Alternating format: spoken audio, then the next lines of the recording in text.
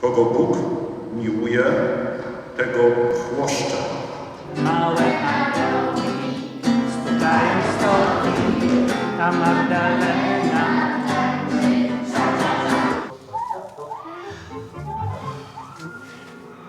Matka dzwoniła, nie? I co? Otwieraj buzię. Amen. No, super.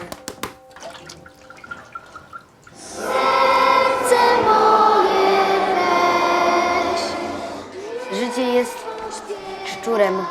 Urodził się po to, żeby być szczurem. Święta Maryjo, Matko Boże, módl się. Przestań się wygłupiać. Ojcze nasz, któryś jest w niebie, święć się imię Twoje. Rzeczy bliskasz. Staje się fikcją.